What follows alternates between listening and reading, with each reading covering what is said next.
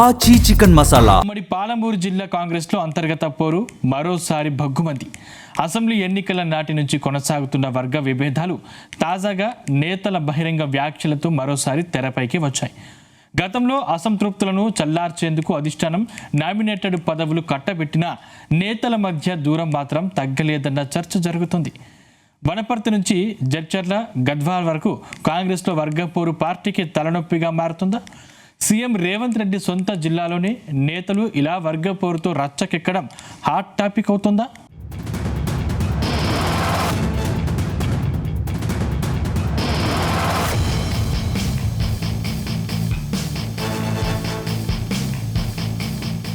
ఉమ్మడి పాలమూరు జిల్లా అధికార కాంగ్రెస్లో మళ్లీ అసంతృప్తి సెగలు మొదలయ్యాయి. అధికారంలోకి వచ్చిన తర్వాత కొంతకాలం సద్బుద్ధిగా ఉన్న విభేదాలు తాజాగా ఒక్కొక్కటిగా బయటపడుతున్నాయి. ముఖ్యంగా వనపర్తి నియోజకవర్గంలో ఎమ్మెల్యే తూడి మేఘారెడ్డి, ప్రణాళికా సంఘం ఉపాధ్యక్షుడు డాక్టర్ జి చిన్నారెడ్డి మధ్య విభేదాలు మరోసారి చర్చనీయాంశంగా మారాయి. ఆదివారం గోపాల్పేట్లో జరిగిన ఓ కార్యక్రమంలో డాక్టర్ చిన్నారెడ్డి చేసిన వ్యాఖ్యలు కాంగ్రెస్ వర్గాల్లో తీవ్ర దుమారం రేపుతున్నాయి. తనకు కాకుండా పార్టీ మారి వచ్చిన వ్యక్తికి పోటీ చేసే అవకాశం ఇచ్చారని, ఎన్నికల సమయానికి వచ్చిన వారు తిరిగి వెళ్లిపోతారని, తనను మరో జీవన్ రెడ్డిని చేయవద్దు అంటూ ఆయన చేసిన వ్యాఖ్యలు రాజకీయంగా ప్రాధాన్యత సంతరించుకున్నాయి. ప్రస్తుతం చిన్నారెడ్డి కామెంట్స్ పై అధికార పార్టీలో తీవ్ర దుమారం రేగుతుంది. ఆయన వ్యాఖ్యలు నేరుగా ఎమ్మెల్యే మేఘారెడ్డిని ఉద్దేశించే చేశారనే చర్చ కాంగ్రెస్ వర్గాల్లో సాగుతుంది. దీంతో మేఘారెడ్డి వర్గం ఈ వ్యవహారాన్ని సీరియస్ గా తీసుకున్నట్లు సమాచారం. చిన్నారెడ్డి వ్యాఖ్యలపై అధిష్టానం దృష్టికి తీసుకువెళ్లేందుకు ఎమ్మెల్యే వర్గం సిద్ధమవుతున్నట్లు పార్టీ వర్గాల్లో ప్రచారం జరుగుతుంది.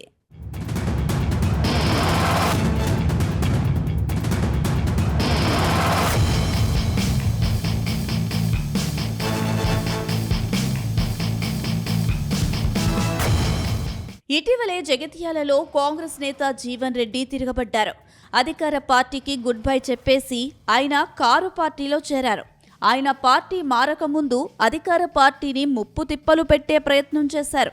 ఇప్పుడు జీవన్ రెడ్డిలా తాను తిరగబడాలా అంటూ వనపర్తి ఎమ్మెల్యే మేఘారెడ్డిని ఉద్దేశించి చిన్నారెడ్డి చేసిన కామెంట్స్ సంచలనంగా మారాయి. గత అసెంబ్లీ ఎన్నికల సమయంలో వనపర్తి ఎమ్మెల్యే మేఘారెడ్డి డబ్బులు ఇచ్చి టికెట్ కొనుక్కున్నాడని ఆరోపించిన చిన్నారెడ్డి, సోనియా గాంధీ తనకు టికెట్ ఇచ్చి డబ్బులు లేకపోతే మీరే ఖర్చు పెట్టుకుని గెలిపించాలని రేవంత్ రెడ్డికి చెప్పారని గుర్తు చేశారు. కానీ డబ్బులకు ఆశపడి మేఘారెడ్డి వద్ద డబ్బులు తీసుకుని రేవంత్ రెడ్డి అతనికే టికెట్ ఇచ్చాడంటూ చిన్నారెడ్డి బాంబు పేల్చారు. ప్రస్తుతం వనపర్తిలో మేఘారెడ్డి తన అనుచరులను కూడా ఇబ్బంది పెడుతున్నారని, పరిస్థితి ఇలాగే కొనసాగితే జీవన్ రెడ్డిలా పార్టీపై తిరగబడాల్సి వస్తుందని హెచ్చరించారు. కాంగ్రెస్ పార్టీ జెండా పట్టనటువంటి వ్యక్తిని గతంలో కాంగ్రెస్ పార్టీలో ఉండి 10 సంవత్సరాలు టీఆర్ఎస్ ప్రభుత్వం ఉంటే ఆ పార్టీలో పోయి అన్ని సంపాదించుకుని మళ్ళా వచ్చిన వాళ్ళకి వేసినారు. ఇదా కాంగ్రెస్ పార్టీ? ఇదా రాజకీయం? గన్పూర్ కూడా అదే మాదిరి జరిగింది. ఇన్ని తప్పులు చేస్తున్నా మేము భరించి ఊరుకుంటున్నాం. నేను భరించకుంటే ఇంకో జీవన్ రెడ్డి కావాల్సి వస్తుంది. నేను భరించకుంటే ఇంకో జీవన్ రెడ్డి కావాల్సి వస్తుంది. తప్పులు చేస్తున్నా ఈ తప్పుడు గాళ్లను పార్టీ నుంచి బయటకు వదిలేంత వరకు మేము వదలమనేటువంటి మాట కూడా మేము మనవి చేస్తున్నాం. అందుకని ఎంతో కాలం సాగదు ఇది. టికెట్ పొందిన వ్యక్తితో డబ్బులకు ఆశపడి నా టికెట్ ను పక్కకు పెట్టారనేటువంటి మాట కూడా మీతో మనం చేస్తున్నాం. రేవంత్ రెడ్డి గారు పిసిసి ప్రెసిడెంట్ గా పోయి చెప్పారు. మరి నేనంత నిర్భయంగా వారే ముఖ్యమంత్రి అని చెప్పిన తర్వాత ఇంక భయమే ఉంది చెప్పండి. ఆ ప్రకారంగా నేను చెప్పిన తర్వాత కూడా కొంత డబ్బులకు ఆశపడి నా టికెట్ కోశారు. ఇలా నా 45 సంవత్సరాలు నిర్మాణం చేసుకున్న రాజకీయ జీవితాన్ని ఒక్క వేటుతో కింద పడేశారనేటువంటి మాట కూడా మీతో నేను మనం చేస్తా ఉన్నాను. నేను పడిపోతే పడిపోవచ్చు, కానీ ఇలా వనపర్తి నియోజకవర్గాన్ని పూర్తిగా నాశనం చేశారు. ఇలా నాలాంటి వాడు ఎమ్మెల్యేగా ఎన్నుకోబడింటే, ఇప్పుడు ఏర్పడిన రాష్ట్ర ప్రభుత్వంలో ఒక మంత్రిగా నియమించబడితే వనపర్తికి ఎంత మార్గదర్శనం ఉండేదనేటువంటి మాట కూడా ఇక చిన్నారెడ్డి తనపై చేసిన ఆరోపణలపై ఎమ్మెల్యే మేఘారెడ్డి స్పందించారు. 8 సార్లు బీఫామ్ తెచ్చుకున్న చిన్నారెడ్డి ఎన్ని కోట్లు ఇచ్చారో చెప్పాలని సవాల్ విసిరారు. బీఆర్ఎస్ నేతలతో అంటకాగుతూ వారికి పనులు చేసి పెడుతున్నది చిన్నారెడ్డే అని ఆరోపించారు. వనపర్తిలో తాను చేసిన అవినీతి ఏంటో నిరూపించాలన్నారు. చిన్నారెడ్డి కాంగ్రెస్ పార్టీ లైన్లో లేకుండా మాట్లాడారని విమర్శలు గుప్పించిన ఎమ్మెల్యే మేఘారెడ్డి ఆయన తీరుపై క్రమశిక్షణ కమిటీతో పాటు ఏఐసీసీ పెద్దలకు ఫిర్యాదు చేస్తానని చెప్పడం హాట్ టాపిక్ గా మారింది. ఆయన 2 years నుంచి ఆ బీఆర్ఎస్ పార్టీ వీళ్లకు వేరే రకంగా సాయం చేస్తున్నాడని ప్లానింగ్ బోర్డు చైర్మన్ మన ఇచ్చినప్పుడు దాని తర్వాత పార్టీలో క్రమశిక్షణ సంఘం చైర్మన్ ఉంటే ఆయన తప్పించున్నారు. ఆయన మాట్లాడింది చాలా ఇబ్బందికరమైన మాటలు మాట్లాడినాడు. ఆల్రెడీ గోపాల్పేటలో కాంగ్రెస్ పార్టీ ఆఫీస్ ఉంది. సెకండ్ ఆఫీస్ ఓపెన్ చేయడానికి పోవడమే మొదటి తప్పు. సో మళ్ళీ అక్కడికి వెళ్ళి వేరే వ్యాఖ్యలు చేస్తున్నాడు. ఆ వ్యాఖ్యలు 1 ఏఐసిసిని చేస్తున్నాడు, 2 రేవంత్ రెడ్డి గారిని చేస్తున్నాడు, 3 నన్ను చేస్తున్నాడు. సో అందరి కాంగ్రెస్ పార్టీ మనోభావాలు దెబ్బతిన్న దానికి కారణమైన చిన్నారెడ్డి గారు ఫస్ట్ క్షమాపణ చెప్పాలి. ఎందుకు చెప్పాలంటే కాంగ్రెస్ పార్టీ 46 ఏళ్ళ నుంచి నేనున్నా, నేనే కాంగ్రెస్ వనపడితే నా కాంగ్రెస్ మొత్తం నేనే పొడిచినా ఏదో మాట్లాడినట్టు. ఆయన కాంగ్రెస్ ప్రతిష్ట కోసం దాని బలోపేతం కోసం పనిచేసాడు. కానీ ఆయన యూత్ కాంగ్రెస్ ఉన్నప్పుడు జయరాములు గారు టికెట్ గుంజుకున్నప్పుడు మళ్ళీ ఆయన ఎంత బాధపడి ఉంటాడు. సో మొత్తం ఆయన నేను చేసినట్లు, మొత్తం వనపర్తికి అంతా నేనే చేసినట్లు అట్లా మాట్లాడడం తప్పు. నెంబర్ 1.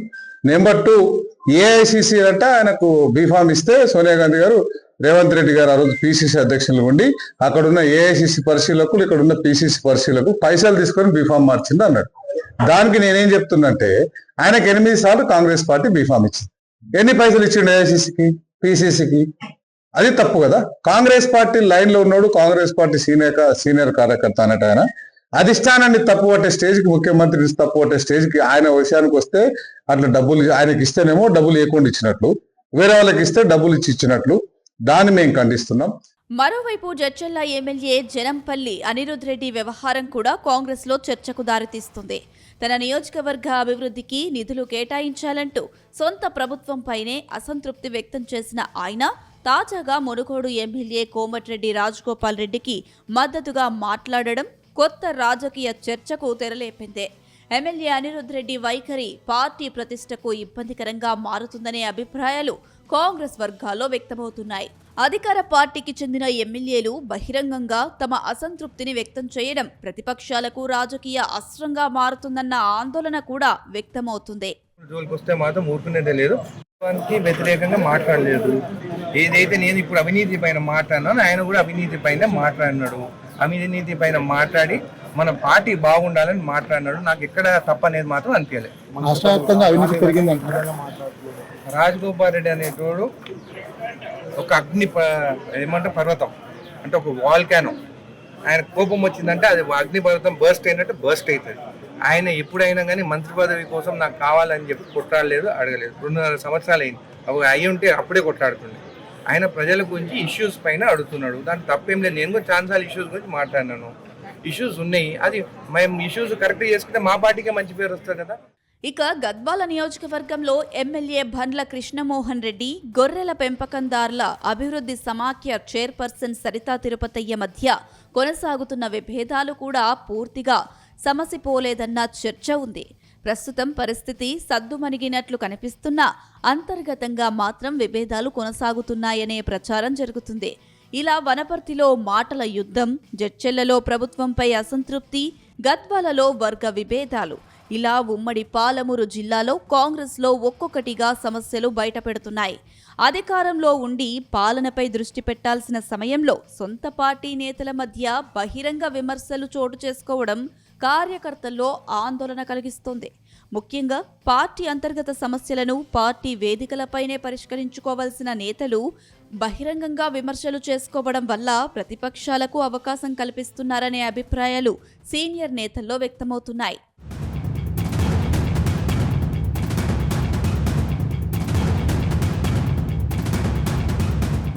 మొత్తం మీద ఉమ్మడి పాలమూరు కాంగ్రెస్లో రగులుతున్న ఈ అంతర్గత విభేదాలకు అధిష్టానం ఎలాంటి పరిష్కారం చూపుతుంది? నేతల మధ్య సయోధ్య కుదిర్చి పార్టీని ఒక్కతాటిపై తీసుకువస్తుందా? లేక ఈ వర్గపోరు మరింత ముదిరి వచ్చే రోజుల్లో బహిరంగ చర్చకు దారితీస్తుందా అనేది ఇప్పుడు ఆసక్తికరంగా మారింది.